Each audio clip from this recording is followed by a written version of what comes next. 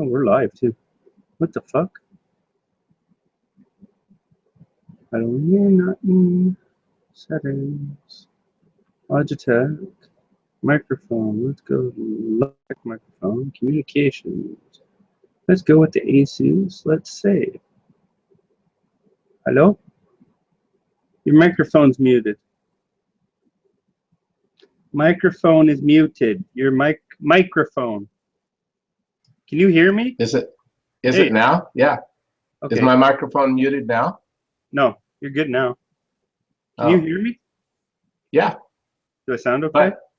But I'm sitting here going, how do I turn up my volume? Well, look, I'm wearing fucking sweatshirt and a hat, and my headphones are on the outside. You're not getting any feedback, are you? You're not getting any feedback, are you? No. Okay, because I have it on my monitor speakers, and my cam has the dual digital microphone, so I'm guessing no feedback. No. Shit, looks pretty good. How do I look? Okay. That's a little conceited, isn't it? What? Andrew? Saying how good you look? Oh, fuck, I look good. Yeah. You actually do. Okay, I mean, that's a 1080p camera, too. Wow. Yeah, that's nice. I just wish I could figure out how to, like, make it even better, but I guess I can't. Well, okay. So, color-wise, it's a little bit bright, but not bad. My window's above me and it's like bright. Okay. So it's picking it up. Yeah. I could probably set that down a bit. I don't know. So how's things going? So, good. So when my microphone was muted, and just as before you came on, I was telling no audience because I didn't invite anybody, but I did want to do it on air so we don't lose this because want to see how it sounds and everything. Well, yeah, we want to play it back. And as I was telling myself, apparently, talking to myself, when we're developing something, that's going to be great. These are behind the scenes things that if we ever wanted to put a documentary together. Oh yeah. That's all part of the process. So I think that people who just only want to film everything that's perfect, yeah, are really losing the art and what goes on behind the scenes. Definitely. And it's all about art. Oh yeah. So I was thinking, like, we could do something like, you know how we thought, like, do those news stories, get them out there, you know, and have it all believable, real, and all that. I was thinking maybe not all of them need to be real. We could, like, do something kind of different but kind of believable, but might not have to be, you know, like kind of like not sci-fi, but you know what I mean, like. You've read The Onion before, right? Like, oh, Donald Trump, he dropped 10 billion on research. The space program because he wanted to, you know, be the first president to broadcast from the moon. Yeah, something like that, you know, stuff like that. So have you ever read The Onion? Yeah, I've read some Onion stuff. So I mean, that's what it is. It's all spoof type stuff, and then sometimes people share it. It's a satire news site, so stuff that might not be real, and yeah, that's what I was thinking. Yeah, no, I love it, and then it's kind of like, is this real? Is it real or not? Yeah, you know? Exactly. And trivia stuff is still always fun. So what happened with? You want me to say it on air? Oh, it don't matter to me. Don't have to tell me on air. No, everything. The reason why the show. Sorry, I'm so engaged in this frickin' oatmeal cookies that Lisa made. And here I thought you were eating fried chicken. Not that I'd like stereotype you for that or anything. Right, because I'm in the hood. Yeah. Because I'm in the hood. Bad cheesy. Give me some Popeyes. You guys have Popeyes up there? Yeah, we got Popeyes. Well, so all the blacks, don't let me forget to tell you the stories why I changed the show, but all the blacks here in America do not really care for Kentucky Fried Chicken. It's Popeyes. Yeah. I don't know why. What's the big deal? I like them both, kind of. Maybe it's a different type of crust or skin the way they do it at Popeyes, but man. Yeah. And and I'm not stereotyping saying, oh, blacks like fried chicken. I'm saying they have a specific brand of the fried chicken places that they would want to go, that like the national ones, and they know what they like is is good. I used to like KFC's extra crispy chicken. I don't know, just that crunch that it had. I think Popeyes is very similar to that, except the crunch is softer. So it's easier to get through and you go right to the chicken. Oh, yeah. I think that's maybe what the appeal is. How rude would that be on a documentary? I cannot. I only have a half a cookie left. So what was happening was, I always wanted to do like the show. I wanted to make sure that by the end of the show, our goal or mission was at least one person laughed, one person smiled. We brought some happiness and joy, something, or we said something that caused somebody to think. When you're out there just preaching to the choir and you're all just going down the same lane, it's kind of like if you have a choir and everybody's a baritone. It'd be a pretty boring song after the second or third song. Oh, yeah. First song, you're like, yeah, man, they all got good voices. That's great. Wow. And all of a sudden you're like, there's no variety here. It's just not, or everybody's a bass. That's what I'm talking about. You really need a tenor. Yeah. You need a baritone. You need a bass. You need to, and we weren't really getting that varietal sound, that effect or feel, as far as I was feeling. Yeah. And so, and then there were things like there's a lot of other things that would come up that I would get frustrated over, and I get I already have emotional problems. I already have anxiety issues. I mean, I get it. I'm Yeah, you're my emotional reverend. I'm sorry, I need a cough button. So I get that. So a lot of that I lay on my feet, nobody else's. And it was becoming more frustrating than fun. And when I realized that, I went to church one day and I'm like sitting there, and I don't like pray heavy, but I'll talk to God, kind of like you and I are talking. Yeah. But not necessarily out loud, but in my head, and I'm like trying to talk to him, figure it out, and ask for, hey, show me a. If it ever answers you, then start to worry. Yeah, right.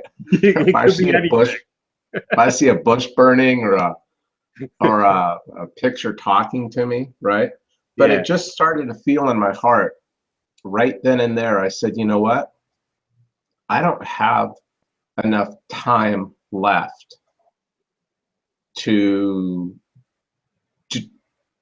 do what my goal is, my plan, my desire, something that makes me happy. I don't have enough time left to wait and hope that this particular show that we were doing would fulfill that. I got to do something now. And my heart just told me I gotta shut things down. I gotta change. I gotta re-energize my batteries. people we were doing the show with, awesome, beautiful, great people, and it was fun. But after a while, it became like, for me, listening to all of us sit preaching to the choir. I just couldn't do it. Well, I was trying to come back, but getting up at like 3 o'clock in the morning to go out and shovel or salt, and then not getting home until, just before the kid get out of school, or even later than that sometimes. I was so freaking beat. It was like, I'll eventually get back there. And then I didn't see no shows or anything kind of being sent out. So it was like, oh, crap. I better ask him what the hell's going on. Well, the other thing is, too, we don't have to stay so rigid on a schedule. No. If we're only going to do, like, I don't envision a good show ever being more than 30 minutes. No. I don't envision a great show ever being 15 minutes or less. I think there's got to be a sweet spot where you're right in about 15 minutes, 20 minutes. Probably the best would be about 20 minutes. Yeah.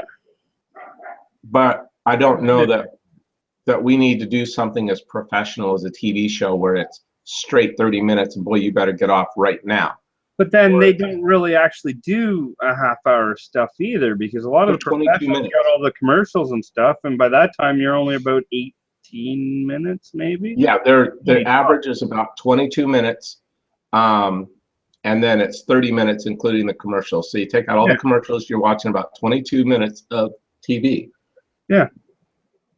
But then I don't watch TV that often, so. I watch my TV shows, just not on TV. Yeah. What'd you say? Sorry, I'm watching on the side here. I got my 50-inch right beside me. I got my 4K monitor hooked up that I'm talking on right now.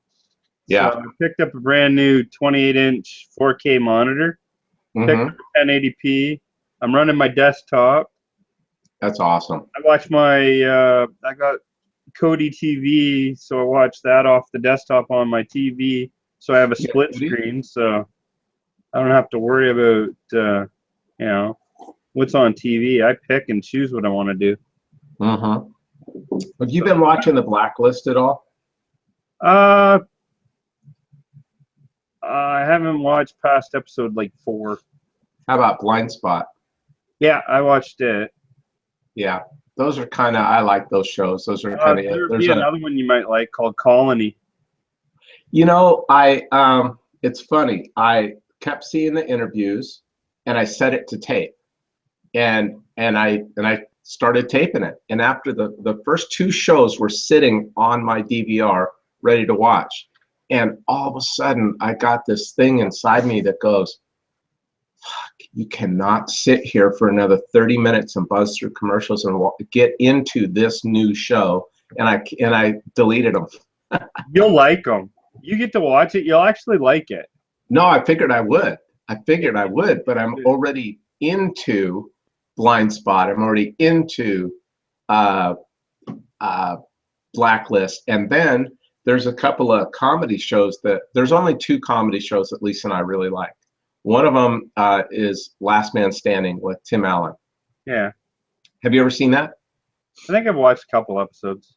Dude, it is like if you were watching it regularly, kind of, somehow, sometime, some way in the show, Tim Allen throws in a zinger or 3 or 4 about Obama or Hillary. Oh yeah. It's funnier than shit. I mean, he's like hardcore conservative against them as his character. I mean, it's funny. And then the other one that somehow we really got liking is a show called The Grinder. And that's with Rob Lowe. He plays a former attorney on TV, and the character is called The Grinder. That was his former TV show.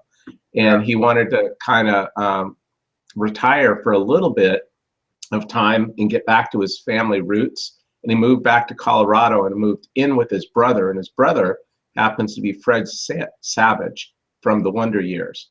And so you see this little kid that you used to watch, and now he's an adult, and he's actually a real lawyer, and he's just so like that his brother could think that he's a real lawyer while he's an actual lawyer, and it's just funny, you know. Have you watched the X-Files yet? I almost did. I started to tape it, but I read a story just before it came out that Gillian Anderson, the female, was going to be, I'm embarrassed to say this out loud, nobody better ever see this, that she was going to get paid half of what David Duchovny was. So it was like the gender inequality thing, but the pay. And I'm like, so she's having to fight because she's going to get paid half. And I thought that the deal was she wasn't coming back to the show because of it, and they got another person to replace her. And yeah, they fixed all that. Yeah, so I didn't read the second half of the story. You know, it's actually really good. I'm impressed. I watched all the way up, and now I realized why I never did watch the season 9 of X-Files, because it was retarded. Yeah, they finally jumped the shark. But it was totally retarded on what they did with it. But now watching technically season 10, yeah, it's actually really good now, where they go over everything, and yeah, just, I don't know. I'm up to like the last one that just aired, so I think they'd do a good job if they brought it right back out. So if I never ever watched the X-Files originally, would I be able to understand? Yeah, you get into it. It shows, like, the original X-Files was basically about aliens and all that stuff, right? Well, this one's not about that. This is about the government covering everything up. Okay. So it's kind of like saying the alien stuff that I looked back then. Oh, well, this is what it was. It was this guy had some hormone deficiency, and this guy had this, and this was actually a hoax, and so on. I love watching hoes. Yeah, a lot of hoes. Just kidding. But, got it. Yeah, hey, look at this. Look, wait, let me click on me so that you can see this. I can see it anyways. I'm on you. Yeah, you got headphones. No, look at the initials. I know, I see it. Yeah, that's a. First put it on. Huh? I seen it when you first put it on. Oh, you did. Okay, yeah. So that is okay. So one of the things I like about these B modas is that originally I had this here that says the blast. Yeah. Yeah. These are metal. Huh. Those are metal shields. And so with all those screw holes in there, you just take out the black screws, pop them off, and put on custom made ones. And this here is a 3D composite. So if you were to actually see it close up, it looks like the surface of the moon, right? It's got craters in it and stuff. And then punched out of it is a JK. And so for my initials, but it was all red. So I took a chance, and I thought, you know what? It's all black around here, and everything's black. Yeah, that actually suits it. Yeah, so I took a black felt pen, very gently did it to where I just hit the raised part, because the JK is raised. And so I hit that just so that it would pop a little bit. Yeah, good job. Yeah, thank you.